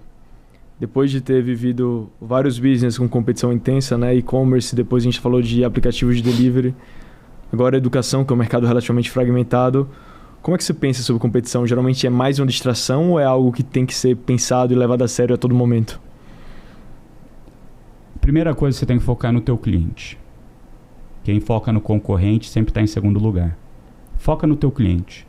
Qual que é a dor dele e qual é o foco do seu cliente. Para onde o seu cliente está olhando? Se coloca nos pés dele. Beleza, essa é a primeira coisa. Isso quer dizer que você vai ignorar teu concorrente? Não. O teu concorrente está olhando para o teu cliente sobre uma ótica diferente. Então, por exemplo, eu estou olhando para você aqui de frente. Aquela câmera ali, que pode... Corta aqui para a câmera. Ó, tá olhando para você de lado. Né? Volta aqui para mim. Então, por exemplo, como eu estou te olhando de frente, eu vejo coisas em você que o meu concorrente não vê, e o meu concorrente vê coisas em você que eu não vejo. Então pode ser que você tivesse um rabinho de cavalo. E daí eu vejo ele vendendo um produto para rabinho de cavalo, que eu falo, por que ele tá vendendo essa merda? Não faz sentido. Meu cliente não tem essa dor. Será? Será que não tem? Então, tipicamente o que eu gosto de fazer é uma matriz onde eu olho empresas brasileiras, nacionais, empresas internacionais, e daí no outro eixo eu tenho concorrentes e não concorrentes, né? Concorrentes e empresas que eu admiro. Então, empresas nacionais concorrentes. O que eu estou sempre olhando? O que eles estão fazendo? Por que eles estão fazendo? Olha o funil inteiro deles. Como que eles estão fazendo marketing? Como que é o processo deles de venda? Que tipo de produto eles estão vendendo? Qual o momento de empresa que eles estão? O que será que é a unit economics dessa galera? Então, cara, na Canui a gente olhava muito Netshoes. Olhava muito da Fit. Olhava muito Centauro. Agora, eu olhava para copiar? Não. Eu olhava para tentar entender no momento de vida que eles estavam, o porquê que eles estavam tomando aquelas decisões, e de todas aquelas decisões, o que servia para mim. Para eu pegar um pedaço daquele recorte e falar, pô, isso daqui que ele tá fazendo tá bom. Deixa eu copiar. E, cara, pode falar, não tem nenhum compromisso em não copiar. Se alguém tá fazendo melhor do que eu, porque eu vou reinventar a roda, pô. O cara já quebrou a cabeça fazendo aquilo. Deixa eu copiar. Qual o erro que tem? Nenhum. E aprendi muito. Muito, cara. Entrava na página Netshoes. Cara, por que eles usam isso na página da Home? E por que é assim a categorização deles no menu? E na hora que eu clico, qual que é a página de produto? E como que funciona o filtro? Quais os filtros eles têm? E por que os produtos estão dispostos nessa organização? Por que é preço de produto isso, isso e isso? E na hora que eu clico, como que são as fotos? E o que tem na descrição do produto? E por que ele tem essa recomendação aqui? E na hora que você clica no carrinho, por que aparece essa mensagem? E na hora que você vai no carrinho, como é que é? Meu amigo, de novo, olhava tudo. E os concorrentes fora do Brasil. Cara, várias empresas. Pô, Amazon, que era uma empresa do setor. Kind of concorrente, não estava no Brasil. Por que eles fazem marketplace? Qual que é o sentido disso? Olha o tanto de private label que eles estão fazendo. Pô, e essa outra empresa, a Asus, que é em moda, que vende aqui uma camiseta da Calvin Klein por, sei lá, 200 pounds. Inventei o número, tá? Mas tem uma marca deles aqui por 70 pounds. E a mesma camisa. Porque aqui ele pega o cliente que quer a marca. E aqui ele pega o cliente que tem preço. Ele coloca um do lado do outro pra quê? Pra criar uma ancoragem. Pro cara falar, olha, é a mesma ou muito parecida, só que no preço que cabe no teu bolso. Vamos copiar isso? E meu amigo, é aí que você acha as grandes inovações. E daí olhar empresas que são não concorrentes, mas que eu admiro. Por exemplo, lá em 2011, 12, saiu uma notícia que o Mark Zuckerberg tinha parado de desenvolver a plataforma desktop para focar todo o dinheiro dele em fazer um app. Falei, esse cara é maluco, pô. Ninguém tem celular ainda? Porra, é essa? Só que aquele negócio ficou na minha cabeça. E daí eu comecei a olhar, fim de 2011, meio de 2012, o quanto que cresceu de fluxo mobile no site da Canui. Eu falei, filha da mãe. Por isso que ele é bilionário, né? Olha o tanto que está crescendo versus o desktop. Hoje, quando você olha, 70%, 80% de tráfego de site de varejo ou qualquer coisa é online. Ele se antecipou a isso. E quando eu vi essa tendência, eu falei, precisamos melhorar nossa experiência mobile. A gente está fazendo marketing mobile? Não tá. E na época, o que acontecia? Ninguém fazia marketing mobile, porque era difícil pra caramba de traquear. O Facebook não estava preparado, o Google não estava preparado para traquear isso. A primeira coisa que a gente fez, nosso site está responsivo, deixou ele mais amigável para comprar. Criamos um app, começamos a fazer marketing. Quando ninguém está fazendo, era de graça fazer marketing mobile. Assimetria, antes de todo mundo. Daí na hora que todo mundo começou a vir fazer 6, 9 meses depois, eu já tinha aprendido tudo. Já estava num outro nível de patamar. Então eu já estava muito na frente. Então, você olhar o que o teu concorrente, as empresas que você admira no Brasil ou fora do Brasil estão fazendo, te dá muito espaço para você aprender muito mais rápido. Então, você tem que respeitar o teu concorrente, mas tem que ter no momento que ele tá. Por exemplo, a Netshoes queimava preço, investia dinheiro pra caramba em coisas que não tinha resultado. Por quê? Eu me pergunto, por que esses caras estão fazendo? Não fecha conta do que eles estão fazendo. Porque eles tinham uma pressão de fundo gigante, que eles tinham levantado grana e tinham pressão para crescer. E não para ficar lucrativo. A gente foi lucrativo desde o segundo ano como Canui.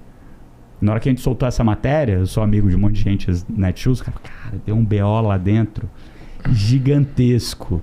A galera falando, pô, como que eles são lucrativos e a gente não é, eles são muito menores. Cara, loucura. Então, assim, é importante olhar o concorrente, mas, de novo, entender o porquê ele tá fazendo o que ele vai fazer. Você não vai copiar tudo à torta e direito, porque senão você sempre vai ficar em segundo lugar. Entende as alavancas, entende o porquê. Adorei a matriz. E agora indo para a última pergunta do Boa. Sunday Drops. Qual a coisa mais gentil que alguém fez por você? Putz, essa daí não tava no roteiro, né? Essa nunca tá, essa é pra pegar de surpresa. Cara, essa pergunta é difícil. Qual a coisa mais gentil que alguém já fez por você? Cara, assim, eu acho que eu não tenho exatamente o exemplo na cabeça, mas quando você fala de coisas gentis, né, de maneira geral, sempre vem à minha cabeça coisas de pessoas que eu amo, que de alguma maneira fizeram algo sem nenhum interesse de volta. Então, todas as vezes que a minha esposa faz algo que ela sabe que eu gosto, sem nenhum interesse de volta, pô, super gentil. Eu brincando com os meus filhos, eles param assim, olham pra mim e falam, papai, eu te amo. É um negócio que muda a tua cabeça, entendeu? Eu acho que não tem um exemplo assim, claro, mas sempre vem do inesperado, daquele momento que você menos espera e acontece assim. Eu acho que esses exemplos ilustram isso. E, pô, Radon, feliz de ter gravado com você. Sempre foi um cara muito gentil comigo, sempre acreditou e sempre me deu muita força. Então, tamo junto, cara. Valeu, tamo junto. Parabéns pelo Sunday Drops, parabéns pela newsletter, por você ser esse produtor de conteúdo bacana, que, cara, cada vez mais o podcast cresça, que aquilo que você tá fazendo também cresça e que tenha mais impacto. Pô, obrigado, junto. viu? Eu que agradeço.